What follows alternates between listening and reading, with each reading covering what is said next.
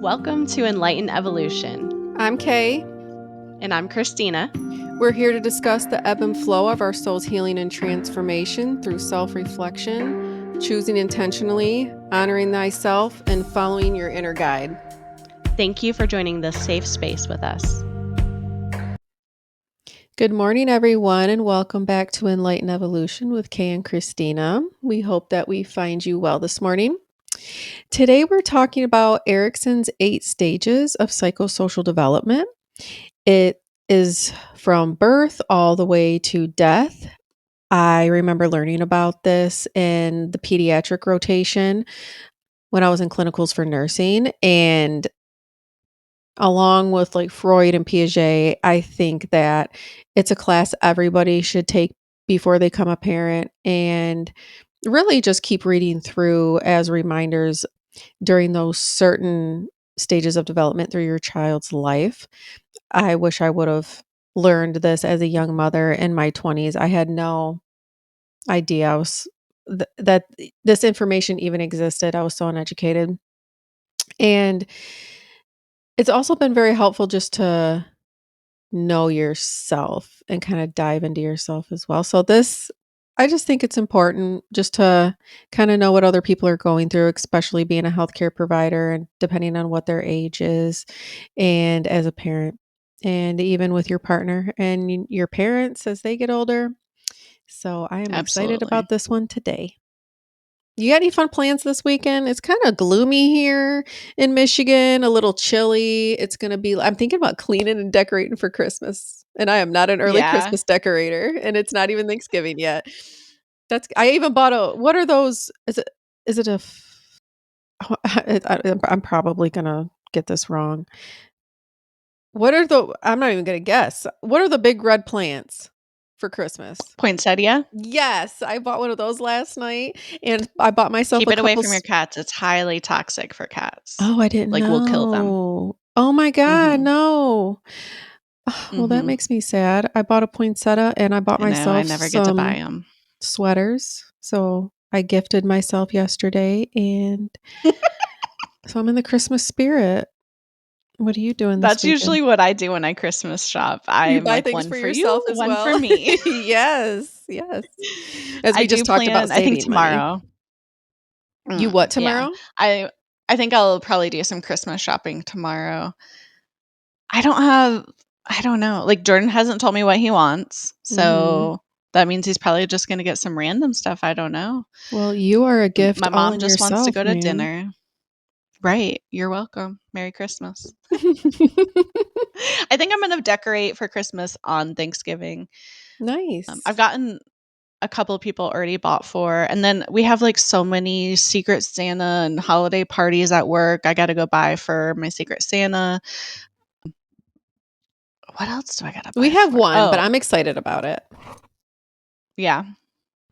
It's funny, the person I got for my Secret Santa, we had to, like fill out these forms of all the stuff that we like, and hers was almost identical to mine. I was like, it's just perfect. Like shopping for myself. Yeah.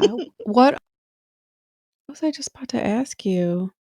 It came and it left, probably because I haven't eaten anything yet. That's okay. No, I wasn't going to ask you anything. I was going to tell you there's all those Black Friday deals on Amazon right now until the 29th. Not that, hopefully everybody knows that, because I'm sure it'll be past that date when this airs, but it will get on there, girl.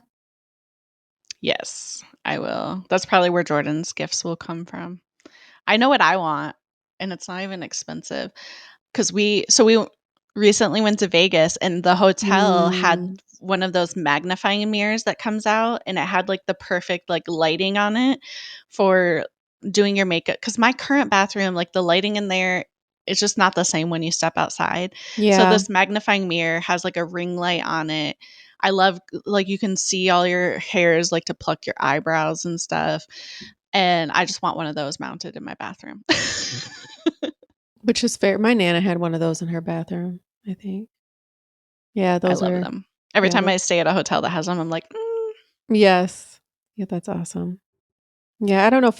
Last year, I don't feel like I was really in the Christmas spirit. This year, I am. And Kyla is already. Yesterday, she's like, "Mom, will you put on Christmas music?" I'm like, "I sure will." Oh, oh.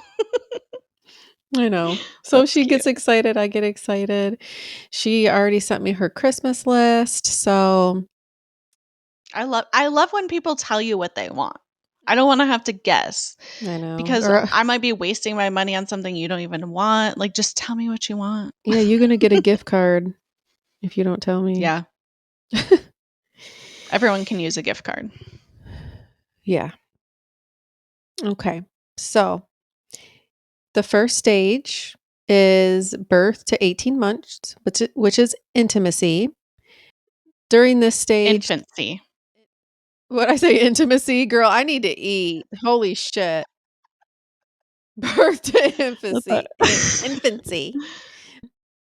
So the conflict is trust versus mistrust. The important events are feeding and being picked up when you are crying, and the outcome is hope. Hope to be, hope that you're being taken care of. So when a baby cries, it's they like form this it's like a they form like this predictable, like, when I cry, I'm going to get my needs met. They gain confidence, self-security, and they just feel safe in the world. If there's an inconsistent and unreliable if their caregivers are inconsistent and unreliable, the trust will fail. If they'll feel rejected. If they fail to meet our needs, they won't feel emotionally attached, and they'll recognize that they can't rely on adults. So really, as I think about just being in romantic relationships, especially, I mean, I was cared for and nurtured very well as a baby. And in my romantic relationships, I trusted unquestionably to people. And now that I'm older, I know that's not smart, but subconsciously, I think that's why it was so easy for me to trust people, is because when I was an infant, all my needs were met. That's very interesting, and I wonder I am very non-trusting of people and have been insecure, and I cry a lot when my needs are not being met. As an adult, like, I cry when my Mm. needs are not being met, so I Aw. wonder I don't know, like, how I was treated during 0 to 1 years old, but I wonder if that affects how I react today. Maybe. We don't know. I think I found that a good balance between trust and mistrust means we remain open to experience and yet aware of potential danger. So maybe I was overly coddled as a baby because I had no sense of danger. Danger, yeah. Yeah. That's possible. Mhm. So then we step into the next stage, which is early childhood, 1 to 3 years, and this is autonomy versus shame. So the challenge here is toddlers begin to explore their environment. They assert some independence. This stage focuses on developing a sense of autonomy.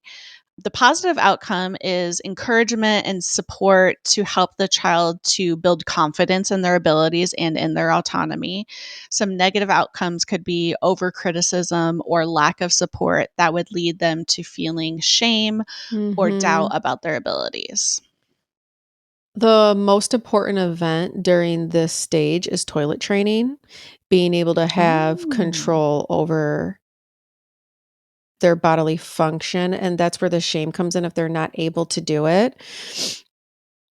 A lot of times people will, like, spank their children because they're not able to literally control their sphincter muscle yet, because that comes at a certain developmental stage physically, Mhm. and so they And it's develop different that for boys and girls it is. and different for every child. They develop that shame if they're not able to get toilet trained adequately or if they're wetting the bed at night. An appropriate balance between shame, doubt, and autonomy is essential to the virtue of will, the child believing they can act with intention rather than experience a sense of inadequacy and doubt in themselves. It's very interesting. Yeah. I remember my kids. So, very different in toilet training. Every kid is. My son, I started toilet training him very early when he was 2 years old. He had one time he pooped his in his pants and never again. He was like, "Absolutely not shitting on myself no more." Like, never again. I remember I took him to, like, a circus the next day, and I was like, "Okay, I'm not gonna put a diaper on him, like, I'm just gonna go through it," you know?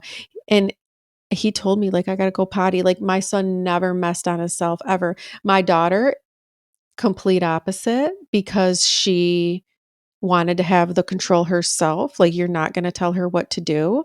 It took me until she was about 4. She didn't care, she thought it was funny. She thought it was funny at preschool, she did not care. Wow. So, every kid is very different. Yes, very. The 3rd stage is between 3 and 5 years old. The conflict is initiative versus guilt.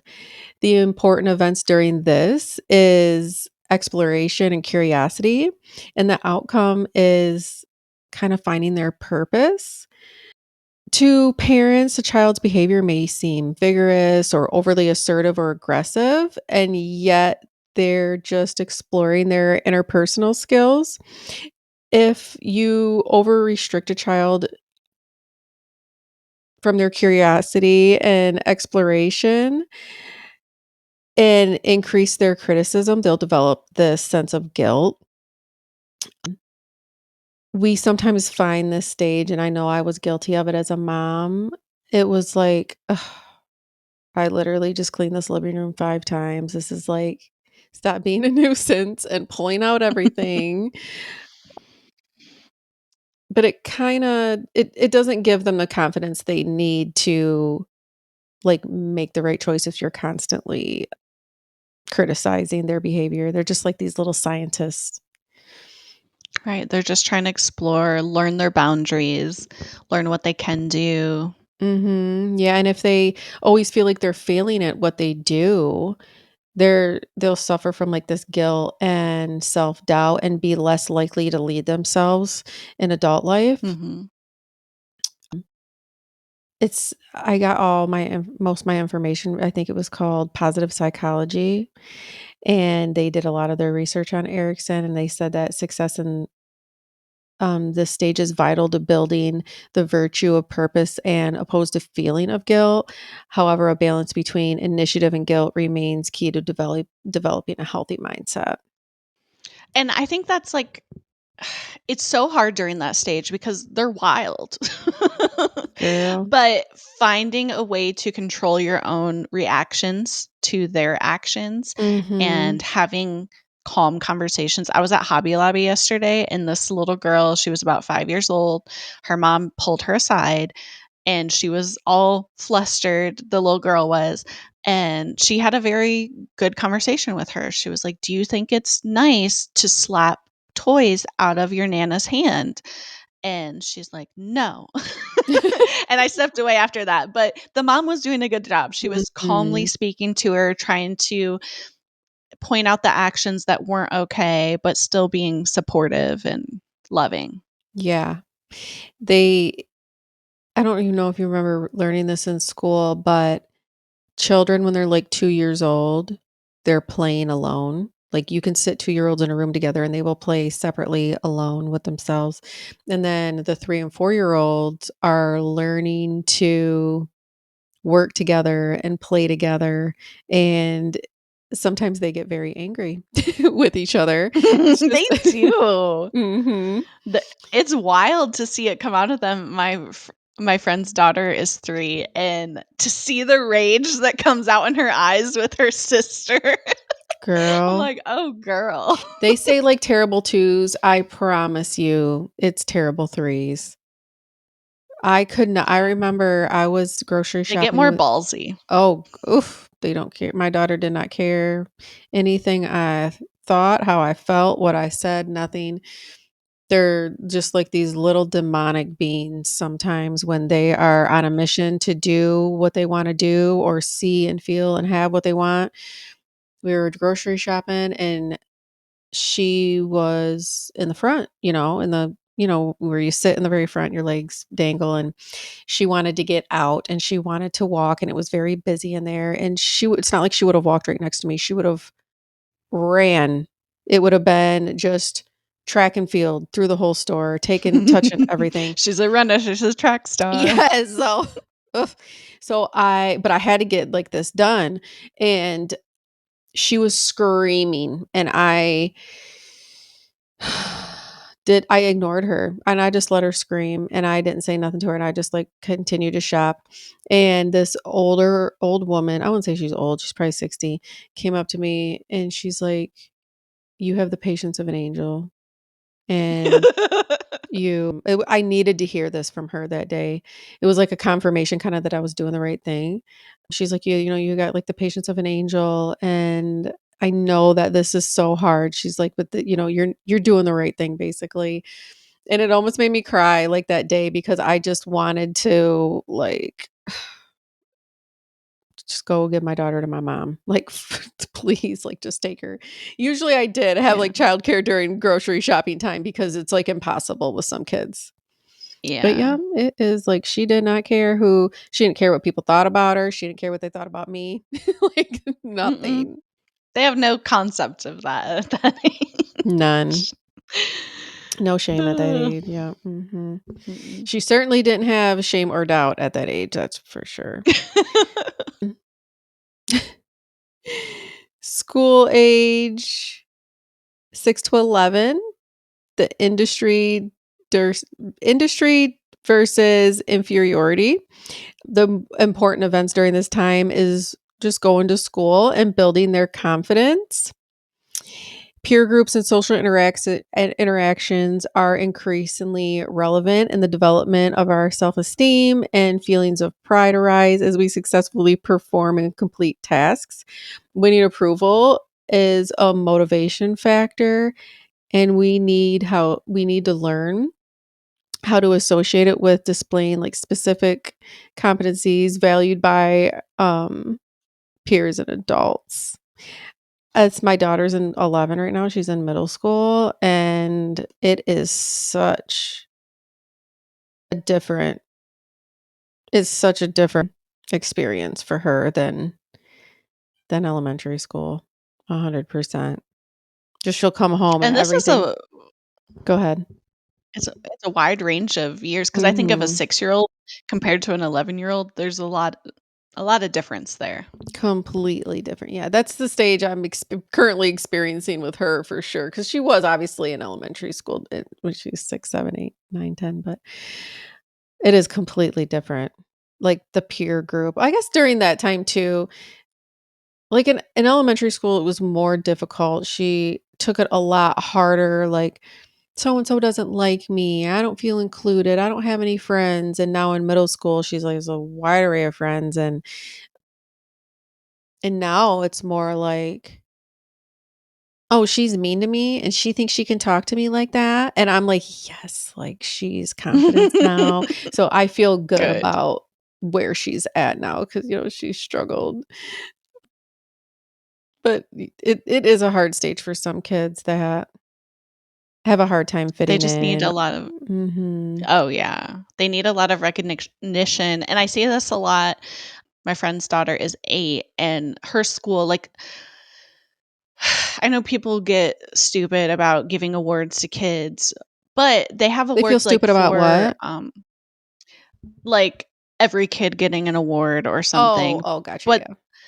and I'm not saying this is, like, for sports or whatever, but in school, like, they have different recognitions, like, perfect attendance or they get a kindness award. Like, they get awards for Mhm. different things, and it's really important to give them those recognitions outside of grades because we know that not all children perform well in our school system the way it's set up with the testing and things like that.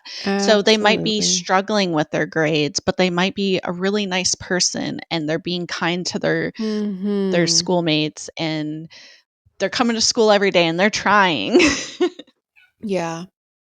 I do like those awards. My daughter, every year they have a in elementary school. I don't know if they do it in middle schools. This is my first time having a middle schooler, but in elementary at the end of the year, they definitely did awards for certain things. One thing they did do, which I did not agree with, they I don't know.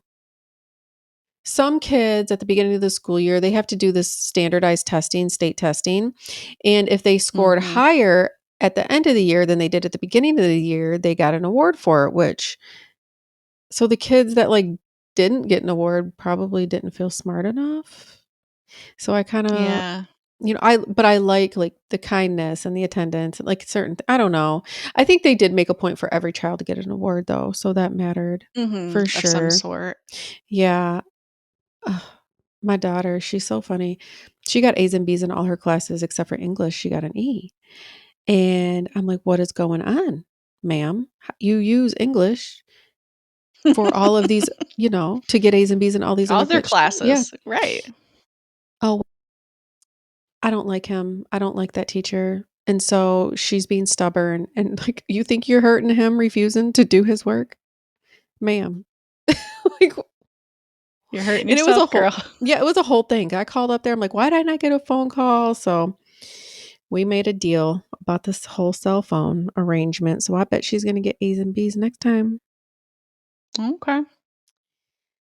The next one, identity versus role confusion. This is between 12 and 18, which is also such a wide gap.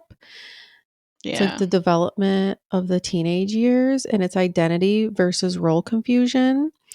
The important events during this time is the social relationships, and the hopeful outcome is fidelity. New opportunities, experiences, and changes in the body and mind have a considerable bearing on our adult years. These formative years between 12 and 18 provide a valuable and in depth exploration of beliefs, goals, and values while searching for personal identity and a sense of self. The transition between childhood and adulthood is crucial. We become increasingly independent, begin to consider careers, family, friends, and our place in the world and society and who we want to be. I Do you agree that this is the most like important time to lead you into being a successful adult? I think so. Yeah. And I think it's important. I think a lot of times people like to impress their ideas on kids during this age. Oh, well, you should do this or you should do True. that. You're going to get the best career if you do this. And I think it's really important to let them guide them, but let them explore that themselves. There's Mhm. so many things now where I don't know, up there, down here, we have shadowing for high school students so they can go and shadow a job that they might be interested in to see, Mhm. is this something I would actually want to pursue? Because even in high school, you can be taking college classes towards your career and doing what was the Skill GISD? center. It was Skill Center. I don't know. Is it still called that? I don't know. I don't know. That's what I did in high school for nursing. So, like, I was Mhm. already getting into it to see, but also that was a career that was kind of forced on me. Yeah. But I think just encouraging kids to explore all of the avenues that they would want to do during this time is really important. Mhm.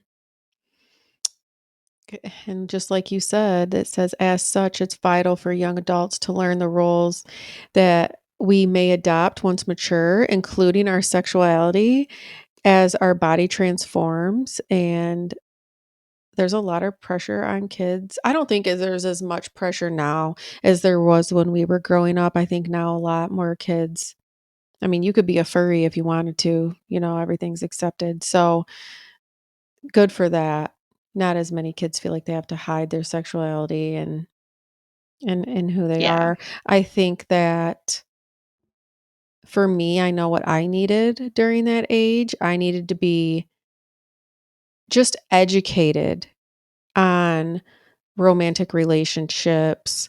As a heterosexual woman that wanted to date males, I needed to be educated on how men and women may think differently, what men some men can be dangerous, some men can be predators. Mhm. They don't really love you just because they wanna sleep with you. I know for my daughter, Yes. I've already had to tell her, men will tell you anything to have sex with you. So don't think, just be and I was proud of her because she's like, "Oh, this boy really liked me, and I told him I didn't have a crush on him like that, and now he's calling me all these horrible names." Oh, well, they do that when you're an adult too, when you don't give them what you want. So, they are who they are. So, it's very important, I think, to guide your children while they're exploring romantic relationships and just give them the resources to learn about the effects it can have on you and what they're experiencing hormonally and, mm, I remember my emotionally. mom would not let me attend the sex education class during this time period. So, but we would go to the library, and I took it upon myself to go and check out books on, like, this is what's happening to your body. So that's how I learned about sex education.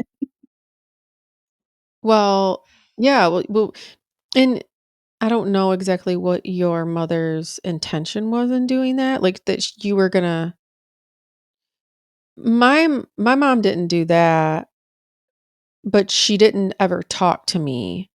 She put me on birth control, and that was it. I don't know if it developed, like, a shame thing for you where it had to be like, okay, sexuality and being sexually active needs to be, like, hush hush because it's dirty and I'm gonna get in trouble for it, when in Mhm. reality, it's normal, natural to feel these things and wanna connect with people in that way, and so I Yeah, think that it needs to be talked about, like, we're gonna talk about what we want for dinner tonight, like, it's a very open topic in my home because it keeps our children safe absolutely. from themselves and from other people. Right. I think during this time too, teenagers, they have this sense of feeling like they know it all, Mhm. and they typically don't care what their parents say. Like, their parents are wrong all the time to them, and True. they know what's right. They get this, like, deep sense of, I don't know what you would call it. Well, my son Confidence? yeah, my son is very confident, he's always been that way. He's and it's gonna do him well when he's an adult. Mhm. He knows exactly what he wants, and he's not afraid to go for it, and but he's also very loving and doesn't wanna hurt anything innocent, and I think that's also very important as well, and children that develop a poor sense of self are typically emotionally isolated and less committed to relationships moving into adulthood. The intimacy versus isolation stage or hold on. I'm sorry. The identity versus role confusion. Our conscious sense of self results from this social interaction, and it is crucial to balance our identity versus like the confusion of who we are. And I think that as we go into romantic relationships, it's just easier for people, and not even romantic relationships, but workforce friendships. It's easier for us to be taken advantage of by other people and to become people pleasers if Mhm. we aren't given the confidence and the tools in our teenage years to it's okay that this is who you are and this is how you think and this is what you want. Yeah. And our next stage, it's a huge gap. 18 to 40 is what I have for intimacy versus isolation. Mhm. Um, so there's a lot of growth that's where we are right now. Yes. And it says that the challenge is young adults seek to form meaningful relationships, both romantic and platonic.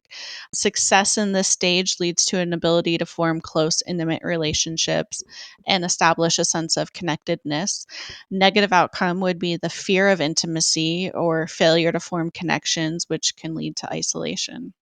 Mhm. The important events during this time is relationships, and the positive outcome is love.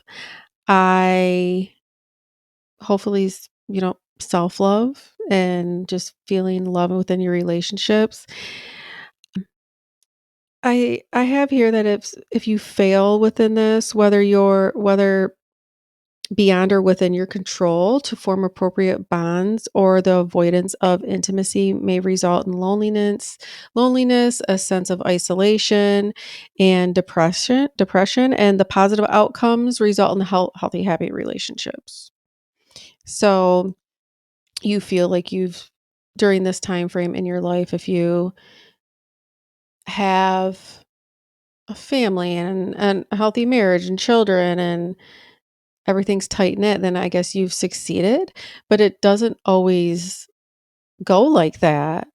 And I think as long as you try to develop a healthy sense of self from the previous stage and you're given those tools in the previous stage, obviously you have a much more successful chance of finding love and creating self-love in this stage. Yeah. And I think for me, in the early parts of this stage, it's been more focused on romantic relationships for me. That Mhm. was my struggle. I felt like I had a lot of friends. Now, granted, those friends were maybe not the best friends. And then as I'm exiting this stage, I feel like my focus more is now on the quality of my relationships. And, I've been dropping off friends and really focusing on the people that I spend my time with. And there's been a time period that I've kind of isolated myself because I Mhm. wasn't getting the connections I was looking for.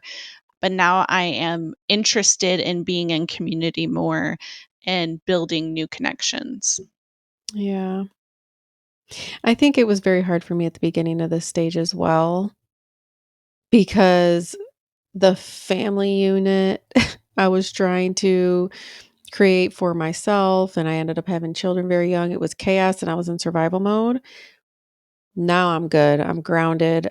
I'm mindful. I'm conscious. I'm intentional. So I'm good now. But it was very difficult for me because I wasn't given the proper guidance in my teenage years through romantic relationships. Mhm. The seventh stage is, uh, can you say that word? Generative. Generativity. Generativity Generativity. versus stagnation. Work and parenthood. The outcome, they said, is care. This is between age 40 and 65. Pretty, God, 25 years in the beginning of the stage. I have here during middle adulthood, we display our need for longevity, not necessarily in a physical sense, but as life's continuation in our children or the long term impact we have on others. We aim to make a mark on the world, to nurture things that will outlive us. We may look for ways to be more productive and valuable to our society with an eye on the bigger picture. So I think during this time, hopefully, I will have gained so much more wisdom than what I have now, and I'll be able to pass that along to my children or anybody that comes in my path that just needs some guidance. Yeah. I think I've experienced a little bit of this stage now. Like I've Mhm. mentioned before, I've felt kind of stagnant in my career and maybe it not really aligning with my bigger purpose in life. And so maybe a career change is in the horizon. Nice. If this stage is successful, we are proud of who we are, what we've achieved, our children and who they have become, and the strong relationship we have with our partner. There's something in here that Steve Jobs described.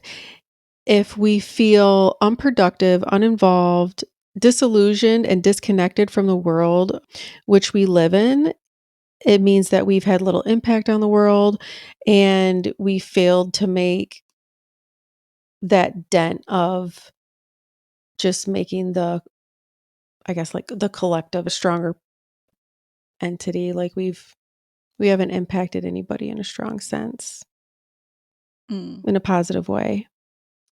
Last stage is integrity versus despair.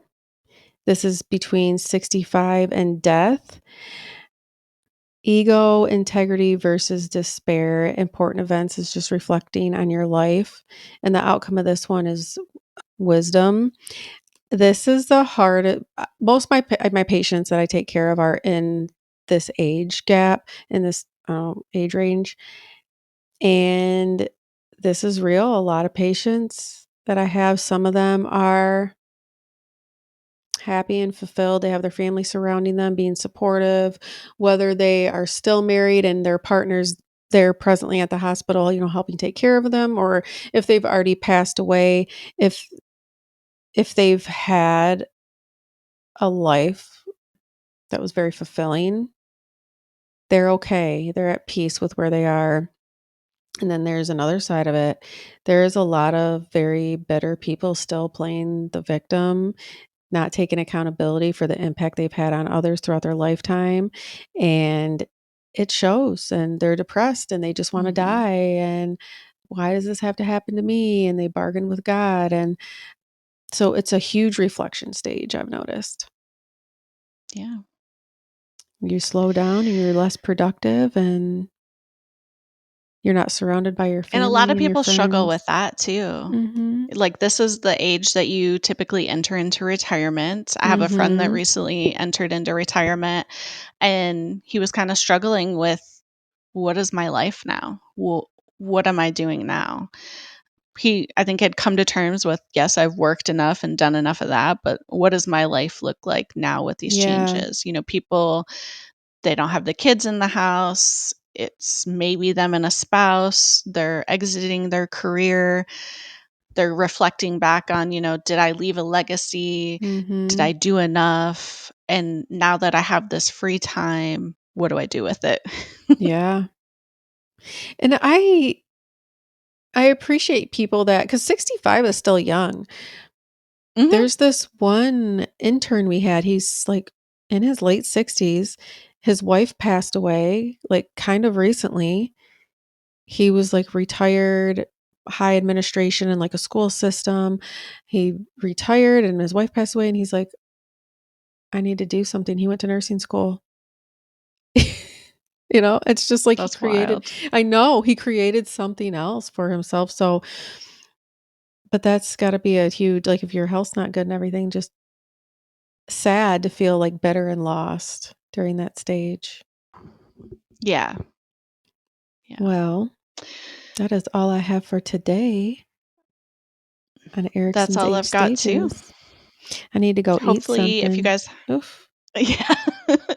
Hopefully, if you guys have not heard of these before, it will help you, especially if you are raising children right now, and just relating to other people that you encounter and kind of witnessing what stage they're in and showing them grace and showing up in the way that they need their Mhm. people to show up. Yes, ma'am. Well, if you haven't liked or subscribed us yet, make sure you do that wherever you get your podcasts. We hope you have an amazing week. Thank you. Find us on YouTube. Namaste. Namaste.